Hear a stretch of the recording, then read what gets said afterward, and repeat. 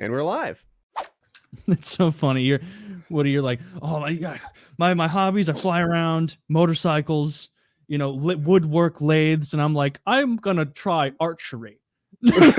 Archery's cool as fuck. Like I'm excited you're getting into archery because I'm about to get into it as well. Okay, I good. Let's get it. We're gonna be archers. Now we've all got. Can we start an archery podcast, like a companion piece? That's nothing. We all get one of those, like, those Robin Hood caps with a little feather in it. Oh yeah. We're all like. We each pick a different kind of bow. We have to vehemently defend as the best kind of bow. Just the I'm same an argument. addle man myself. I don't know what that is. Wow, what are you, some techno guy? I throw stones.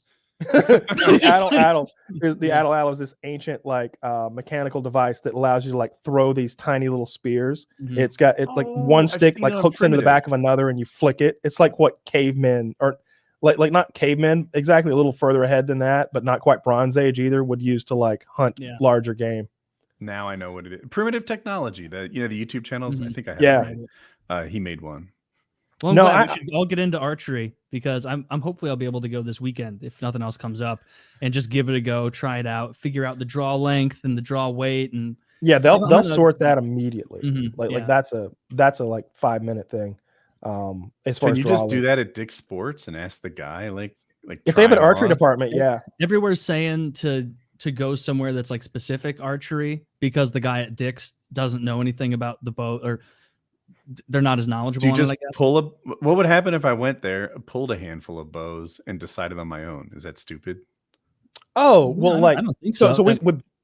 He's talking about more like dialing in like your draw length, which is akin to like figuring out how long your hockey stick needs to be to like fit your body and stuff. Except more advanced than that. So like when you draw a bow back, like this hand has to come back to a very specific resting position.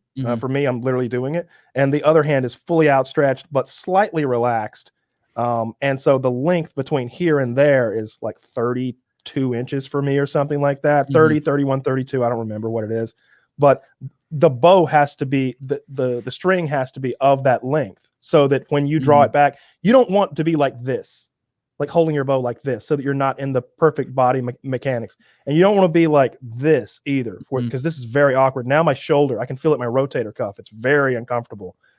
So you want to be in that sweet zone where you're in the correct form. Yeah. So now I'm understanding it. Basically people online are like, you can go buy a bow like after doing a ton of research at Dick's, but they're going to go, here's your bow box. What kind of string do you need?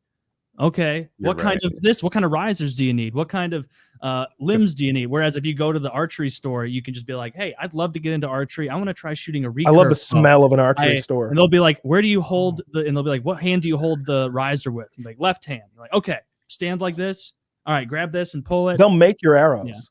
Yeah. So that's the other thing. So all the arrows come at a very long length. And once they've determined your draw length, that's how long your arrows are going to be now. And so they take these either carbon fiber is the industry standard now. Don't get aluminum arrows. Like pay the extra $3 an arrow or whatever. Keon. Were you thinking about aluminum arrows, Taylor? Aluminum arrows, like you can take a carbon fiber arrow and bend it like this much, and it's all a-okay. Aluminum doesn't bend, and aluminum breaks, and aluminum like if you ever miss a shot, your carbon fiber arrow is probably okay if it skids off through the woods a little. Your aluminum arrow is ruined. But they cut them, they cut them to length, and then they have this process of like putting the insert in that the tips are going to screw into with this glue, and I can smell that glue sitting here. I have that memory of that glue. It's what do you think you spend on day one? You buy an arrow, you get the thing sorted out, and you buy. It's been years. I said an arrow, maybe 20 arrows and a bow. If you were going to get so if I were going. So he wants to get a recurve bow, which are quite a bit cheaper, I think. But if I were going to get a compound bow, I'd probably spend at least $1,000 on the bow, maybe a little bit more. And then I'd get a new release because mine's out of date. So those are probably like $30 to $60. Arrows, last time I bought arrows, it's been a long time, were like $80 a dozen. They're expensive. Does the archery store have a shooting range? Yeah. Almost all of them. This is what I want. I want to dip my toe. I want to spend $250. And I want a coach to hang out with me for, I don't know, 30 or 60 minutes, figure out those things that I would need to know. And I will figure out if I want to spend the next part. Yeah, You can apparently rent the it's bow. like you don't spend it's almost like a nothing. gun store. You That's just what go I'm there. getting at. Yeah. The first time I ever shot a gun, I got a coach. I got a coach. He showed, he showed me how to load the magazine, showed me how to do all the things that you don't know how to do as a non-gun person.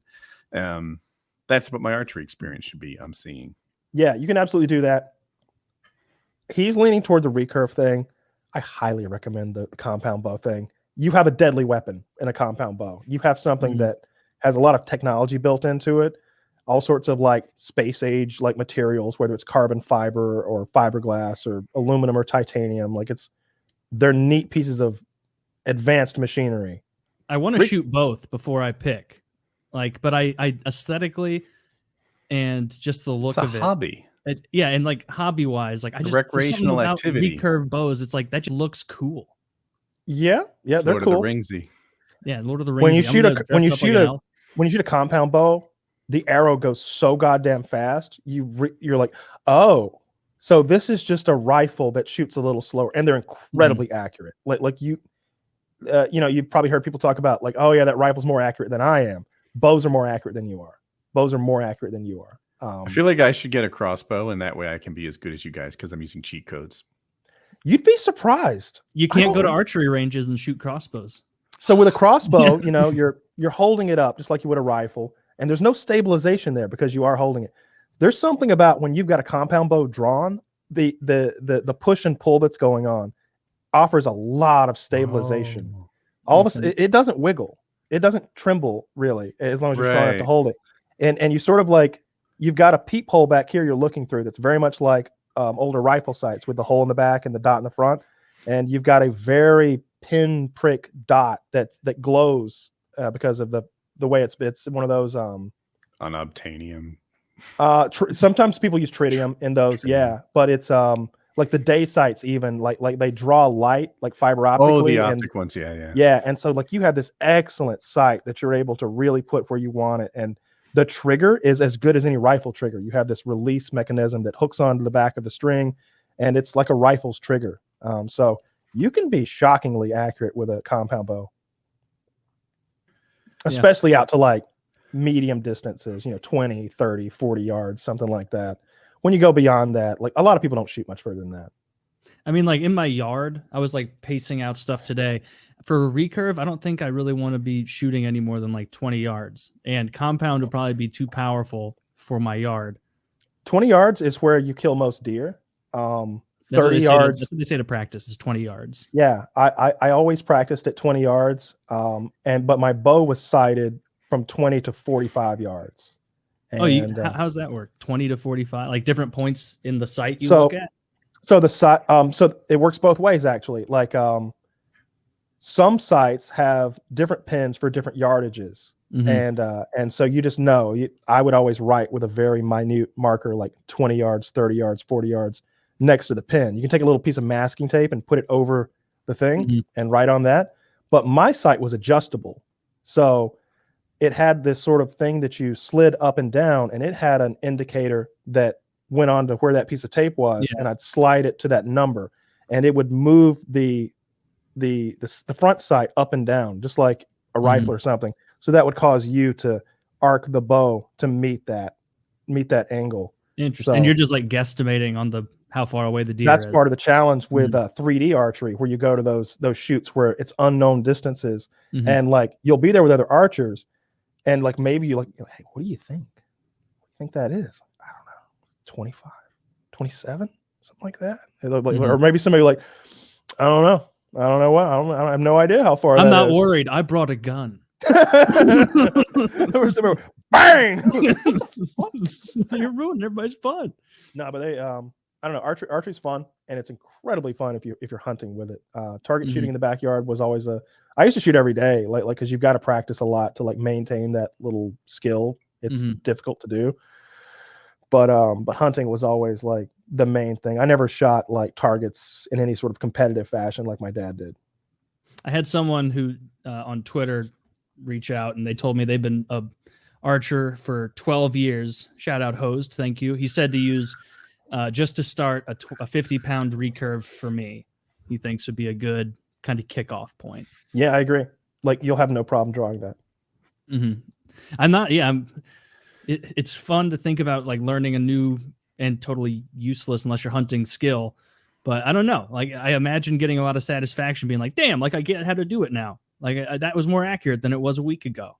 Just a fun little hobby to get into. Some videos or a coach will help a lot because you need to know how to place your feet, and you need to know like proper draw technique, where your elbow needs to be, where your hand needs to be. Someone can look at you and be like, oh, you're too tense right here, or straighten your back, or relax, or you're bent over, or they'll look at your form and kind of help you out. That's often really helpful because you don't know the mechanics. Just like Conor McGregor throwing that baseball, you're not really sure what it should feel like to do it properly. To tie into what Kyle's saying, like the expression I've used in a bunch of hobbies, if you want to get good, practice. If you want to get good fast, hire a coach. Yeah. And that makes a huge difference. Practicing without a coach can just ingrain bad technique sometimes,